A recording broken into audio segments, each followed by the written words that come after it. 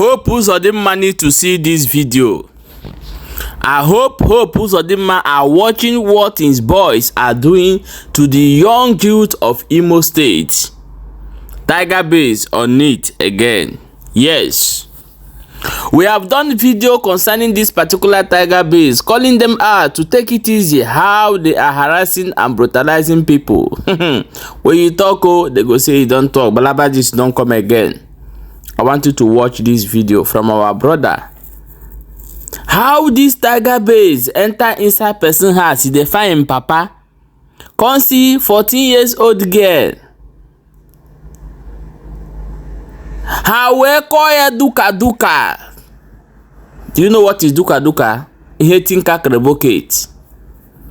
This is not good at all. How can you don't listen to one mother? Tiger base. Is it good? It's not good. I'm going to play the video for you to watch. We know why would they try to amend our word because of the violation all over social media these days. It's too much. When you talk, they say you don't talk. But we must broad the message to our people to know what they go on. Tiger base is getting too much. Remember that SARS started this way, and where did they end? Upon you, they are still operating, but where did they end? So tiger base she retreat how they are maltreating people is very, very wrong. My people, please, before I play the video, I want you to rush now and go and follow our new Facebook account called Balabajis Vlog.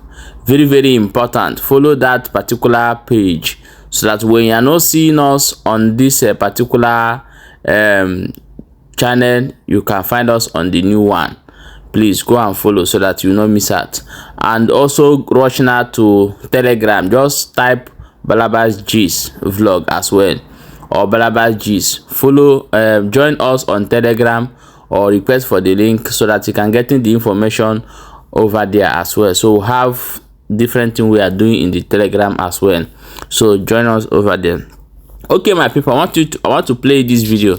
Just watch the video and see what tiger base do to this young girl before we come back and continue. We'll get a very vital and important update from Lagos. Watch this particular video before we jump to that one. Because I will also protect the Weak International Foundation, the human rights organization. One takre. Okay, Jackia, one Ponkweni Hemeren, because Ogo for I police brutality in the Madana High Watache. Oh, no, Laura, never go to one Yapara, in the tiger base in Marie. Beha Chotarazia, a who dear, one Yakuanaka. Kogawanya, until at the end of the day, the tiger base are Mereha. A arrest. Mechazia, how what the woman is compensation. Now, Oberen one Okwanga Ubua. The same thing made that woman, Hamekuri Oberen one. Sadama Choko Jiro, Akia, Kora, and Bonquem, Otieshine. Now have again. Dominic Amarachi. Kushit work we can the magna. I am Dominic Amarachi. Therefore, 14 years. What get a Oh, I'm on Friday, 6th of this month. And I hang on a man, they Pagana gate. By what time? By what time? Around that kind 4-5. Now they Pagana gate. So maybe I'm a pay protector. Then be as in a room. As if you don't open this gate, I'll kill. So mamma pays it on him, I can't say, but without your now. A mamma did what I mean, a mamma go and then bank a baby, raise him up now, can now come. Get a hackro, get it and again. Oshishi mob. Oshishi. And now was my pants, when you can now come up and Oshimo, when you can have a mac. Hadn't the police ole? I put very rich as ever. Okay. So my coach has him, how didn't me, Jimba Memoto. Mam was Namoto when he rode on Ga, about corn naso. I never reach a gaga, can hear Uku, Bajiriqua. Okay. The man coming back to no 1 year crack woman. Then one chairman village giant, and I join my Kakane page, Jirin, one man, on in and there. I happy or 2 minutes. Then how come I say to Jiban Memoto, and hey, Brian, Gamma, and Tiger Bees. A bar, then minus and Gaha, head, how about Cindy statement. Mleku, a man who hit it. So my which I now but had a Jibagam, say, she's so. How does him? His result, but I'm not officer. then which has it when they be an happen has happen until how that him or more. Okay. So Gini mere gana yo so ni ha akro ge. Mepe gana ho fmo ge pegi mepe te asumo. Okay. Ya so ni ha akro ga akoko ya. Okay, gini mesiri later. Gini mesiri after that. Oh, when your daddy maybe a dear or the call 1 day hope was Jazia a bell loggy. I bet happens. Ole the police when they know ha. Also Jana Chukwemeka. Okay, can I also Jana Chukwemeka? Has a tiger base. Okay, remember tiger base. The show not tiger base Kapogega. Okay, tiger base Kapogega. Mommy, because couldn't get a hospital when anything, any evidence to prove. I got a hospital, not specialist hospital, Kaishina. Here, doctor's report. I'm a trainer. Okay, doctor's report. Okay, Imo State Specialist Hospital, Owerri. To whom it were concerned, medical report of assault. Ray. Dominic Amarachi, 14 years, female, hospital numbers. The above named 14 years old girl was brought to our facility with a history of soft tissue injuries on the 6th of September 2024. She was said to have sustained the serious injuries, soft tissue injuries, while incarcerated in the custody of the Nigerian police force. On presentation, she was in painful distress with generalized hematoma and hyperemia because the doctor na like amamia but you na akowanga wona akụchara nwa aka eluku aka akụpịara ukwu akụpịa. She is placed on non-steroidal anti-inflammatory drugs na ụmụnne.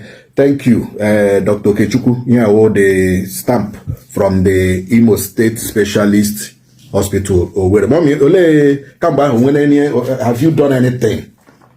Webele ihe mere ọgwụkwa ịga treat channel ya ihe niile na ya before no ambe health first. Okay. Ọ ga na dị ndụ before ada chọwa ihe ndị ọzọ. So police are drop who notice see digi chọrọ. When who notice they just invaded the house by 4 a.m. Bidoko nwatakịrị ihe by 4 a.m. No notice. Nothing with nwa na-akpọ Daniel ọnwa tebeshi Abia State. Okay. Daniel ahụ onye police. Onye police ọwa nwanne di m. Nwanne di m ndeke. Ya kpọ ha bịa no. Aya ọ sị na onye kpọ ha bịa because nwa nwaanyị hụrụ Daniel ahụ. Daniel ahụ na-ajụ ebe key moto dadi ya nọ na documents ala. Yeah.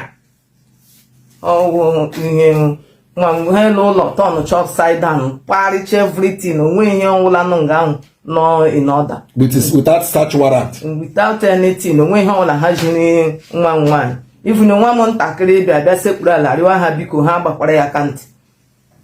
Si ya na ọrịọkwa ha biko na ha ga-akpụrọkwa ya. Ọlama. Ọ dị ma otu ahụ dị gị ugbu a ka na egbu gị mgbu. Ke mo no ohu dare do sa fonye ge nsogbu ya anya nwụsụrụ ya na azụ ke ma nga kata ma kpọrọ ya na azụ onye nọ sinsi ka m chọrọzie ndị nwere ike ịgbatara anya atụtọ. Ọ dị mma nsogbu anọ Commissioner for Police ga-anụ ka ụwa niile ga-ahụkwanụ nke then Chukwuemeka na o soja ha ga-anụkwa ụda ya just nwenu olileanya. Now, this case, we are not going to allow it to slide like that. There we know. Thank you. My wonderful people, I want you to share this video. Very, very important because a lot of things are happening. How can Tiger base? Is it how police have been trained? Please, the police in Nigeria should send all their officers outside the country to go and train with Western police, so that they can learn a lot. I don't say that yes, other police are brutal, but at least it's much. We are human beings in Africa. What is going on? However, drop your own opinion in the comment section. I want you to play you this video. Say what Igbo people are doing in Nigeria, they are not getting the credit. But Lagos, you see what this man talk? He said that if it is not for the importation, Lagos for don become yata yata for this Tinubu regime. Igbo go, Igbo go, Igbo go, Igbo go. If Igbos leave Lagos, forget am. They go sell and give China, or they go sell and give Indians. Now gonna be their only option. And you know what it mean? When they sell and give China or India, they are not gonna take it back. It will take all Nigerians to come together and fight to bring it out. They are not gonna take it back. So when Yoruba people are doing something, they are behaving like South Africa in Africa. When South Africa are telling the foreigners to go, while the white people are busy taking their land. Now you have two white countries in South Africa. Go and verify. Yes, the Iranian people and the other ones who come aside say they kept whatever. They are also protesting to leave. And this thing that Yoruba, Igbo must go, Igbo must go, Igbo must go. If Igbo go, you're back up in China. Now I go sell and give. Yes, we sell it to give the business to China people. And tomorrow China will have villages. Just like they already have one in Lagos.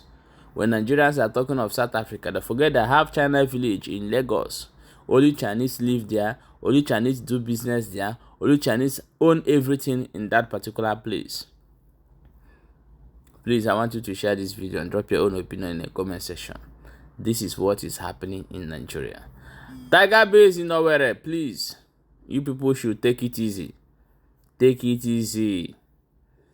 You have children, you have sisters, you have brothers. Just they give you uniform and gun and word of pronouncement does not make you to lose your senses. Guys, share the video, get why.